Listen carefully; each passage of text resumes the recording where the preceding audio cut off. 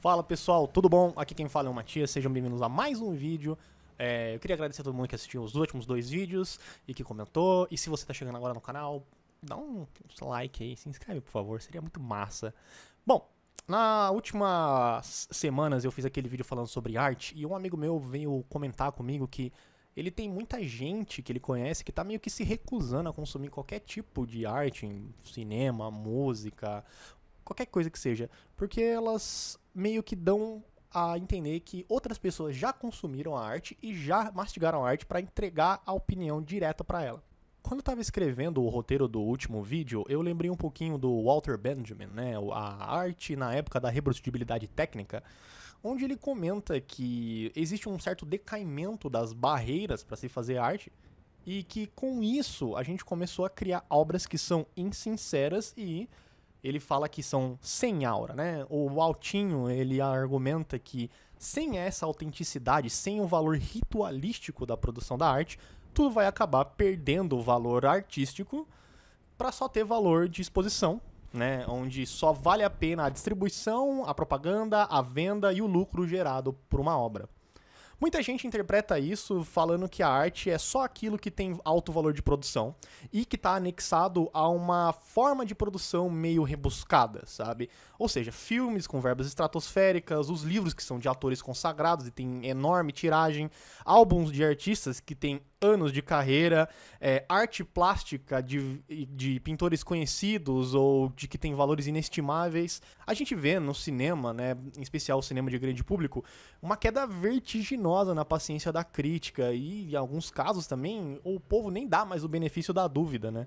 A Disney tá tentando, cada novo filme, tentar respirar com esses novos ares e meio que reencontrar a magia que um dia eles já tiveram, né? Hoje tem meio que uma espécie de necromancia artística ressuscitando filmes e tentando cutucar o adulto falando assim, lembra desse cinema aqui? Volta aqui no cinema, traz seu filho, sabe? Lembra da época que a gente era bom? Enquanto isso, cara, filme de menor distribuição, independente, filme nacional, tem que se debater pra conseguir uma mísera sala de cinema. Enquanto isso, o Capitão América e o Agente da Mossad tem mais ou menos 12 salas disponíveis. Agora, não é de se surpreender que a falta de acesso a esses filmes façam com que as pessoas percam a paciência e nem queiram procurar assistir eles antes de fazer uma crítica válida. Se a gente falar de cinema independente de verdade, independente mesmo, assim, feito por estudante, gente que é apaixonada por criação, gente muito amadora, isso nunca vai ver uma sala de cinema ou uma exibição de grande porte, a não ser em festival ou coisas muito específicas. Quando a gente fala de música, em especial no Brasil, existe um consenso que música é aquilo que só está disponível no mainstream. Quando se diz respeito à música boa, grande parte da população brasileira, e quando digo parte da população brasileira, essa camada mais reacionária, vai falar que só música clássica, rock clássico, pop clássico, músicas de um passado que existe ou não, e que vão falar que hoje em dia não se faz mais músicas como hoje. Porque, afinal de contas, a barreira de entrada para se tornar um músico tá muito mais fácil, já que você pode se debruçar no computador, conectar alguma coisa na sua interface e, bom, você é um músico. Ou, pior ainda, você pode ser daqueles malditos beatmakers que pegam música dos outros e fazem uma outra música. Mas será que é isso mesmo? Será que você acredita que é isso? Será que não tem um subtexto ou uma nuance que você tem que procurar para entender exatamente o que é arte na reprodutibilidade técnica? Sempre me pego pensando nos Candlelight Concert, que é essa coisa brega de você tocar só as mais fodas do Coldplay à luz de velas num teatro velho. Pra muita gente, isso é o suprassumo da arte. É a coisa mais refinada que um ser humano pode fazer. Depois de um jantar no Outback, a gente vai ouvir só as mais fodas do Coldplay sendo tocadas à luz de velas. Agora, isso quer dizer que ela não é arte, ou que ela está desconectada de um ritual? Ela está criando uma coisa nova, fazendo uma versão? Você acha que React é conteúdo? A nossa percepção de arte é muito conectada ao nosso ambiente, o que penetra o nosso ambiente. E em raros momentos... De novo. A nossa percepção é muito conectada ao nosso ambiente e o que se força para dentro do nosso ambiente. Em um raro momento muito sincero, Naldo Bene, ele fala sobre a verdade, né, dos artistas que reinvestem seus cachês milionários para fazer propaganda. Sucesso hoje é número, e isso é uma porcaria. Por quê? Porque se você quiser ter uma música, se você quiser que sua música seja primeiro lugar no Spotify, no YouTube, que seu Instagram seja estourado, é só pagar. É só pagar, essa é a verdade. Por que é que grandes artistas não saem do topo de número 1? Porque o cachê dos caras é 300, 500 mil, os caras pegam um cachê desse no mês e empurram em uma faixa. São 500 mil reais de divulgação em cima de uma faixa. Quem é um artista independente ou quem é um artista que tá começando que não tem 500 mil reais, a música dele vai bater que porra de posição? Se você lembra, há algum tempo atrás, o Nivaldinho, o famoso Gustavo Lima, tava com a prisão decretada no Brasil e tava pronto pra subir no palco em um show avaliado em mais ou menos 1,1 milhão de reais. Tudo pago pela prefeitura de Petrolândia, que provavelmente estava escoando dinheiro do agro, e a gente imediatamente coloca em perspectiva a nossa percepção de arte e de quem pode ser artista. Como que o artista que acredita na sua própria música e tá contando moedinha pra fazer um disco vai ser capaz de competir? Quando eu penso nisso, eu sempre lembro do Rush, né? Eles sempre estavam ligados, menos quando eles falavam umas paradas da Ayn Rand, aí era meio cringe. Na música, Spirit of the Radio, eles falam, né? Todo esse maquinário fazendo música moderna ainda pode estar de coração aberto. Não friamente calculado, é tudo uma questão da sua honestidade. Gosto de acreditar na liberdade da música, mas prêmios suntuosos e renúncias sem fim destroem a ilusão da integridade. Aí eu volto lá pro Benjamin. Ele previu, criticou uma queda na qualidade e na honestidade da música quando o lucro suplanta a necessidade de arte, ser arte. E o problema maior aqui na crítica do Walter é que ele nunca previu que as pessoas nem iam consumir a arte para começo de conversa. Quando eu comecei a me interessar por crítica de arte, para falar mal das coisas, seja qual arte for, eu sempre parti do pressuposto de que eu queria que aquilo fosse uma espécie de viés de confirmação para me falar que o filme ou música que eu acho boa é realmente boa. O que, honestamente, todo mundo quer. A gente adora um viés de confirmação. Quando alguém com autoridade ou com seu respeito confirma aquilo que você já acreditava, é uma sensação muito gostosa. É tipo quando você tem aquele mano que você odeia e aí você descobre que ele fez umas merda e você tipo, puta, cara. Então quer dizer que eu odiava com razão.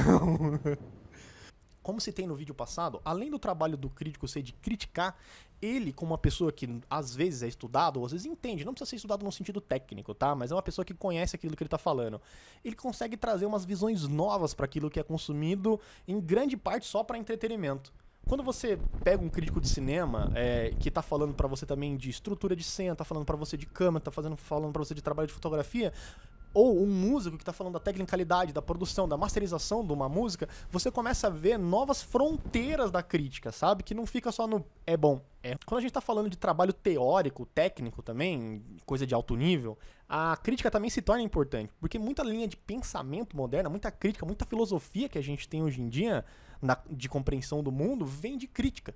O que vem se tornando um problema, na minha opinião, é o consumo terceirizado de entretenimento e de conhecimento, às vezes, onde você nunca faz uma crítica e muito menos você está tentando se aprofundar naquilo que você está vendo. Você está só tentando criticar o negócio, como eu falei, se é bom ou se é ruim. Às vezes essa é uma crítica que pode ser o suficiente, mas às vezes é interessante se aprofundar e entender por que isso não é bom, por que você não gostou e etc. Eu vou dar alguns spoilers aqui e aí a gente, né, sejam avisados, né? Eu vou falar agora de Duna! Quando o Duna saiu, teve uma discussão, que foi bem rápida até, de que era mais um filme de Salvador Branco, o que, né, se você pensar na obra original, que é influenciada pelo Lawrence da Arábia, é até uma crítica válida, né? Mas se você tiver assistido mais de 20 minutos, você vai ver que isso vai cair por terra. A história do Duna não tem final feliz, o Paul Atreides não é um salvador. Quando ele vira o Messias, ele coloca a população inteira na madeira, tá ligado? Vai todo mundo se fuder, ele vai esterilizar planetas, ele fala isso no livro, inclusive. Então, no final do segundo filme, a única coisa que você vê, o sucesso real, é que ele jogou pro universo inteiro um genocídio, tá ligado? Quando eu fui pesquisar mais sobre essa crítica do Salvador Branco de Duna, eu me deparei com um pensamento que talvez ela tenha visto só de um segmento meio reacionário da esquerda, né? Porque é uma crítica muito fácil de fazer, de falar que, tipo, esse filme é Salvador Branco, esse filme é colonizador. Porque, tipo assim, é difícil eu rebater isso sem com que a pessoa com quem eu esteja debatendo assistiu o filme, entendeu? Demanda com que a pessoa tenha assistido e interpretado pra eu tentar rebater essa crítica. E se ela vier com essa crítica de novo, eu vou tentar entender o que ela tá querendo dizer com isso, em que momentos isso foi, né? Porque, de qualquer forma, se torna uma discussão interessante quando as duas pessoas têm algum certo tipo de argumentação na parada, né? Quando a gente vai lá pra 2024, no Oscar, 2024, tá? Não esse. Teve uma repreensão muito louca naquele filme Pobres Criaturas, por ambos os lados do espectro político, né? Dessas críticas era que o filme é putaria, tá ligado? O filme é safadeza.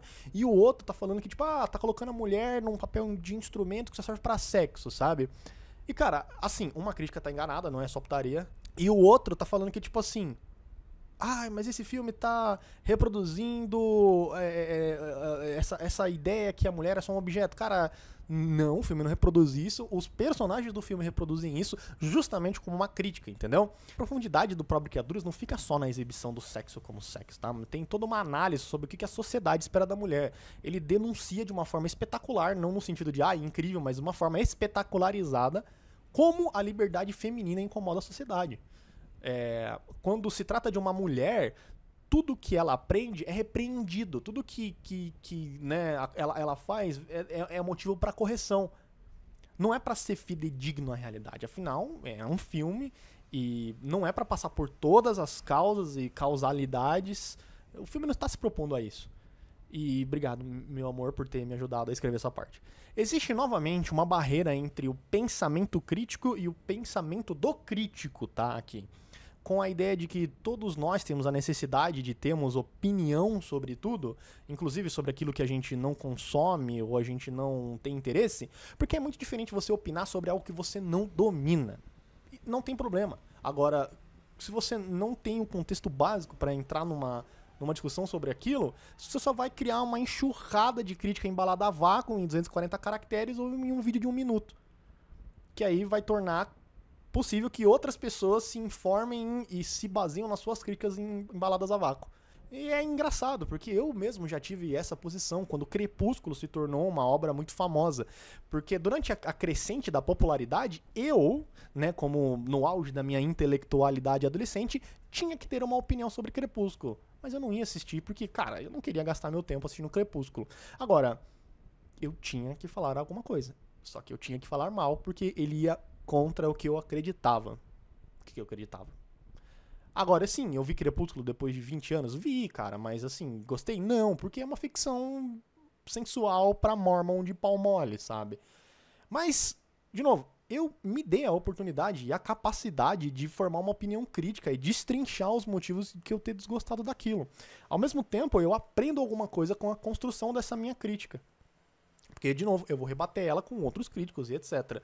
Eu falei, de novo, no vídeo anterior, que tudo tem uma capacidade de ter um valor crítico construtivo, de você aprender alguma coisa com aquilo, até filme trash, tá ligado? Por mais ruim que possa ser, ou mais distante da minha realidade ideológica, tudo dá pra abstrair, pegar uma crítica, cara. Até Harry Potter. E é por isso que eu não gosto de Harry Potter, e eu tenho meus motivos, mas é por uma questão de que eu li, consumi, durante uma vida inteira, inclusive, e agora eu consegui construir minha crítica. Quando no Oscar de 2025 a gente teve uma enxurrada de críticas em cima de Anora, por ela ter vencido o Oscar em cima do nosso Brasilzão, o que eu acho válido, eu acho paia, ou ainda não estou aqui, não ter ganhado como melhor filme, né, e nem a Fernanda Torres como melhor atriz, mas eu vi uma enxurrada de críticas pra meio que, tipo, tirar a posição do filme como um filme válido, falando que aquele filme era só um conto de fadas, onde um homem branco salva uma prostituta da prostituição por, tipo, golpe do baú, sabe? Como se o filme fosse esse tipo de crônica que meio que enaltece a capacidade da mulher de se liberar pelo dinheiro de um homem. Cara, caralho, você assistiu o filme? Tipo, é 40 minutos disso. Depois do resto do filme é só ladeira abaixo, bicho. E, de novo, vou dar spoiler aqui, tá? Tá tudo errado pra Nora no final. Dá merda. A única coisa que sobra pra ela é a amizade de um mano, $10 mil e um monte de trauma, sabe? Porque ela passou por toda uma briga familiar a jato. Literalmente também. Essa construção da crítica de abstrair, às vezes só o trailer do filme, ou às vezes nem isso, às vezes uma opinião de uma pessoa terceira que também tá pegando de uma outra opinião terceira, é péssimo, cara. justamente por isso, porque você perde a capacidade de absorver uma obra com uma crítica que possa ser usada para formar outras críticas, né? O filme é genial, a construção, o roteiro, a atuação, tudo impecável. Acho que não a ponto de ter ganhado o Oscar, mas né, já tinha filme mais pedrado. Eu gostei muito do Conclave, eu gostei demais do Ainda Estou Aqui. Pra mim é meu filme nacional favorito.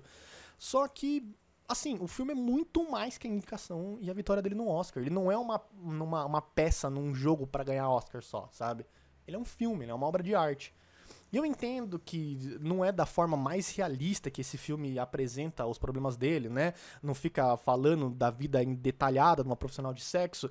E, cara, também não entra nos detalhes da condição de trabalho dela, na condição da família dela. É só um filme que tá interessado em mostrar essa dinâmica entre os personagens, como a maioria dos filmes é. É filme de gente conversando.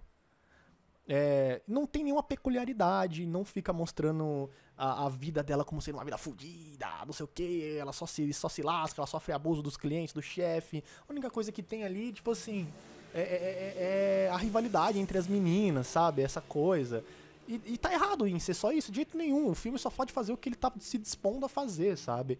Não rola dele ser mais que isso, sabe? Não tem como você ficar, toda vez que você for fazer um filme que vai lidar com alguma parte marginalizada da sociedade, você fazer um outro filme fazendo um preâmbulo daquilo. A gente tá trabalhando ali uma história que é uma porcentagem micro de toda uma realidade, sabe? Só que tem crítica que é paralela ao filme, que eu concordo, sabe? A vitória de uma atriz jovem em cima de duas atrizes veteranas, sendo um dos filmes da atriz veterana que critica essa posição da sociedade perante as atrizes, toda a situação do Sean Baker e do Twitter dele ser de sionista punheteiro. Mas, assim, o filme ali, falando do filme, é isso, sabe? O mundo, a gente tá num mundo agora que tá numa frequência tão absurdamente constante de informação que a gente fica meio que incapacitado de escapar desse bombardeio midiático que a gente sofre de todos os lados, né? Então a gente tem que escolher se a gente vai fazer parte do discurso e do debate ou se a gente não vai fazer. Só que pra muita gente, não fazer parte do debate é se remover completamente da sociedade. Porque se você não tem assunto pra participar dessas conversas, você vai ser alienado disso, sabe? Putz, eu não posso falar sobre a Nora porque eu não vi. Eu vou inventar que eu vi, ou eu vou importar a opinião de alguém. E é uma posição normal, é insincera, mas é normal, cara, acontece. Eu já fiz muito isso, sabe? Nunca vi essa porra, mas eu vou dar minha opinião, ou eu vou falar sobre. Porque eu preciso dessa companheirismo, eu preciso dessa comunidade, sabe? Isso também pode estar presente na nossa luta ideológica. Opinar na realidade das coisas dentro da lógica da luta é sempre importante, e a crítica estabelece essas conexões entre a pauta da luta, né, da esquerda, ou seja, aquilo lá, com o direito do trabalhador sexual, com o direito de mulher, com o que o filme tá se propondo a mostrar. Às vezes ele não tá se propondo a criticar, mas ele tá propondo a te mostrar, e daí você pega isso e pode fazer uma crítica. Você, hoje em dia, precisa estar armado pra falar das coisas, sabe? Ainda mais se tem um liberal segurando um bebê 3D impresso pra zoar você, né? Mas será que a gente se prepara mesmo? Ou será que a gente tá fazendo só um jogo de mímica ideológica, sabe? Só falando o que uma pessoa com que você concorda falou pra você? A gente tá consumindo e montando críticas em cima do nosso consumo? Ou a gente tá esperando com que o Jones Manuel ou o Eribaldo Maia, ou seja lá quem for, te apresente com opinião pra que você possa falar assim, agora essa é a minha opinião, sabe? É de ser que a gente não tem tempo pra assistir tudo, e nem precisa, cara. Mas aquilo que você está se propondo a criticar precisa ser assistido, precisa ser consumido, pra com que você possa, né, ter uma opinião formada real sobre aquilo. É importante pra você, às vezes, ter visões de mundos diferentes que podem ser absorvidas na sua visão de mundo de forma crítica e não simplesmente aceitar aquilo como ela é, pra que você se prepare pra falar sobre isso mais pra frente. Não precisa ter opinião sobre tudo, mas você pode dar opinião sobre tudo, mas é muito melhor se você tem... se você viu pra poder dar opinião. Bom, é isso, pessoal. Até a próxima. Tchau, tchau.